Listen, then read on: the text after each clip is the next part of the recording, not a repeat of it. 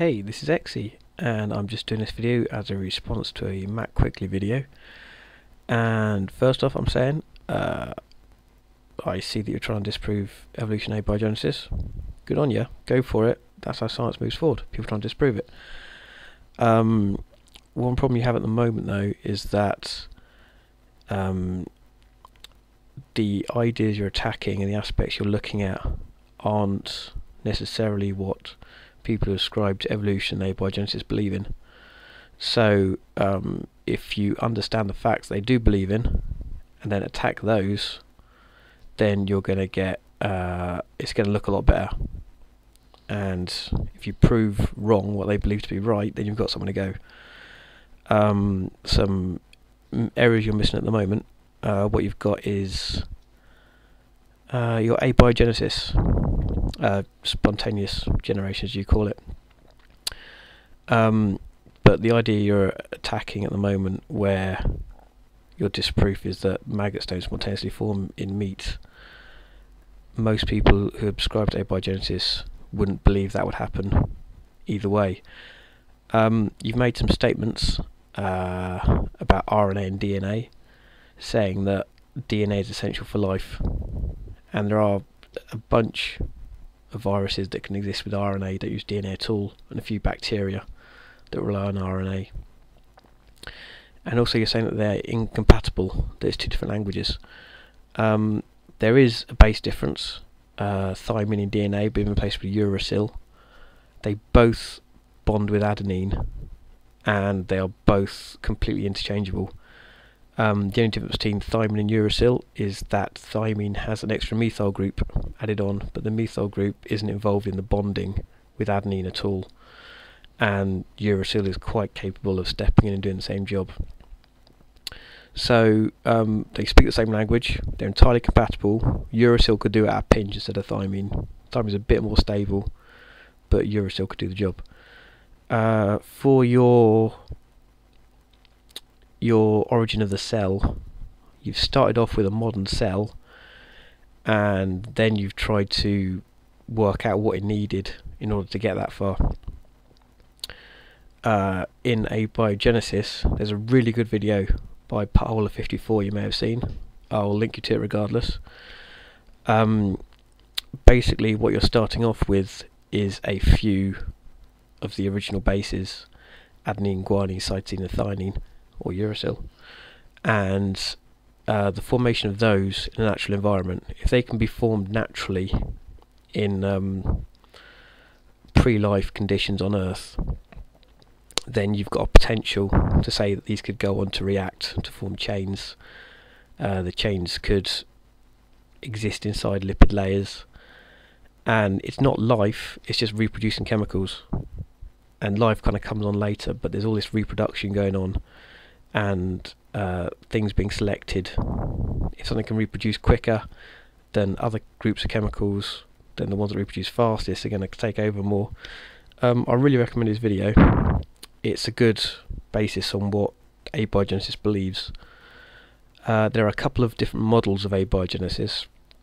He goes through one of them, but give it a look, because it's different to how you've got it. You've started with the final modern cell, and it's really not starting out as life. You're starting out with chemicals, reproducing chemicals.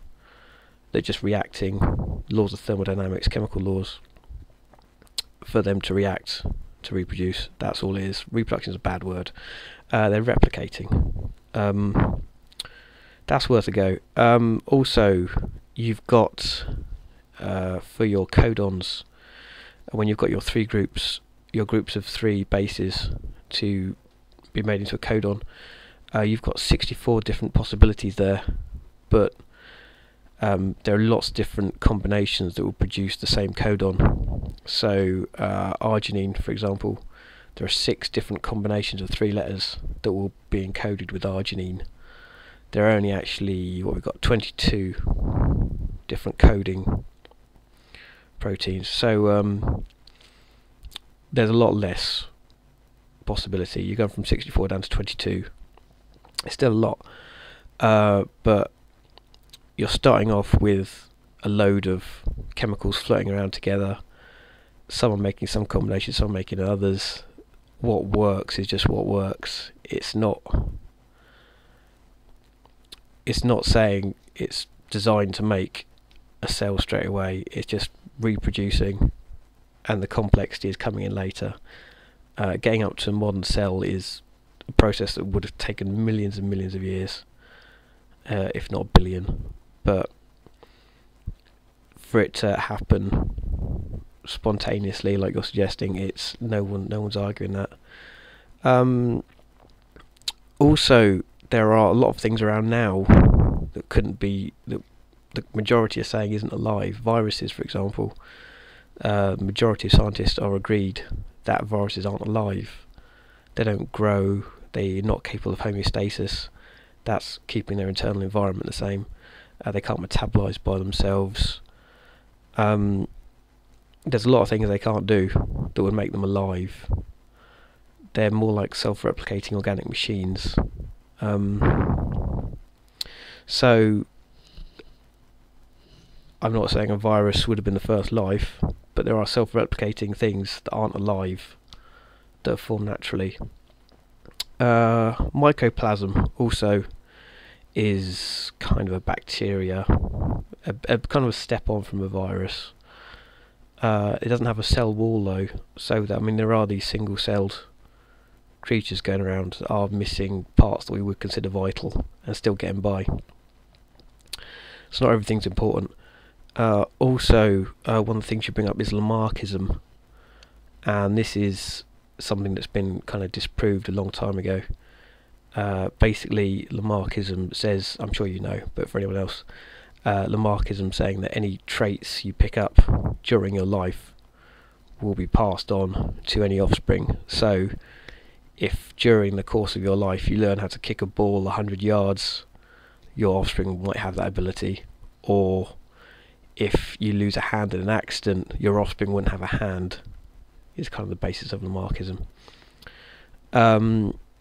So that's been disproven. I don't think anyone who ascribes to evolution is arguing that. There may be a few, but they are in the vast minority. So I think if you move away from Lamarckism and start looking at what is being believed, because I mean, traits and skills you pick up during life, they don't affect your genes, and your genes is what is passed on.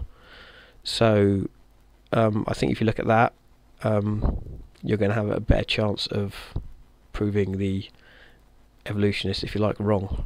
I'm doing this to give you a hand, because I know you're getting a lot of grief off people. You're giving it back, but you know, I'd just like to step in and try and cool things down a bit. If you can start looking at some of these points, proving some of these wrong, then I think you'll be getting somewhere. I'm not doing this to wind you up, but I think if you kind of address more what the other people are arguing, then you'll be getting a lot further. Good luck with it. I'll be looking forward to seeing what you come up with. Take care.